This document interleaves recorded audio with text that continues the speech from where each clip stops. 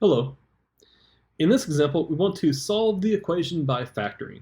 Now, we've got something that looks like x times x plus 2 all equal to 8. And we have to be very, very careful here. You do not want to say x equals 8 and x plus 2 equals 8 and solve from there. It's wrong to do so. Why?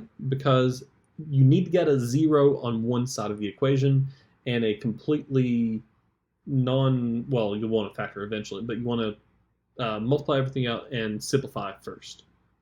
So here, what we're going to go ahead and do is we're going to go ahead and do that last part first. Let's go ahead and distribute x to both the x and the 2, which gives us x squared plus 2x equals 8. Now, for this next line here, x squared plus 2x equals 8, to get a 0 on one side, you could subtract x squared and subtract 2x. You don't want to do that, though. You always want to have x squared to be positive. It's very important for that. Anyway, take this 8 to the left-hand side by subtracting 8 from both sides. Let me go ahead and write that down. And that's going to give me x squared plus 2x minus 8 equals 0. Excellent. That's exactly what we wanted. Now, let's go ahead and just factor. We have a trinomial equaling 0. Good.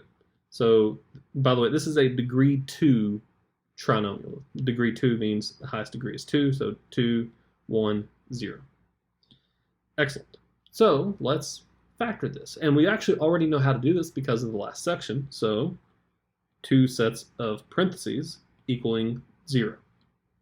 So, x squared plus 2x minus 8. First of all, we know that 1x squared means that there's an x and an x. And we always look at the second sign first. The second sign here is negative. And since it's negative, one of these has to be positive, one of these has to be negative. Guaranteed. And the question you need to ask yourself is what multiplies to 8 and has a difference of 2? And again, you can write down the factors of 8 and then subtract if you want to.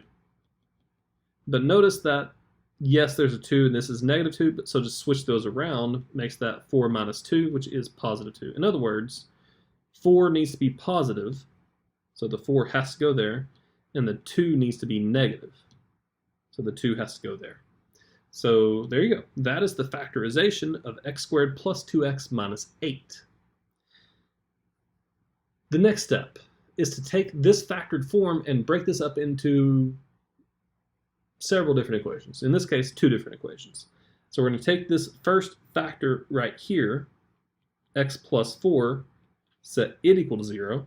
Then take the next factor, x minus 2, and set it equal to 0. And then solve. Frankly, this is an easy solution. These are easy to solve. So subtract 4, add 2. So x equals negative 4, and x equals positive 2. So that means that the solution set is going to contain negative 4 and 2. And there you go. Now, here's the thing. Technically, there is going to be curly brackets around these. But we're talking about my math lab right now, or my lab math, whichever way you want to think of it as. It's already going to have x equals curly brackets, and then some square for you to type stuff in. So make sure you don't put curly brackets in here. Just put the numbers in here. And make sure you separate them with a comma, please.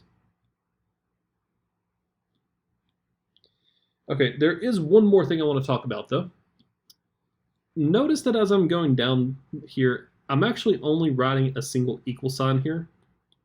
And the reason that I'm doing that, I don't want to see this. This is wrong. Just because we're going down a line doesn't mean we have an equal sign here first. If there's an equal sign in here already, don't write another one. I generally only want to see one equal sign per line. And yes, you can yell at me and say that there are in fact 2 equal signs for these 2 lines. That's true, but they're 2 separate equations. So you can think of this as an or with a separation between the 2. Alrighty. Well, I believe that's it for this example. I'll see you in the next one. Have fun.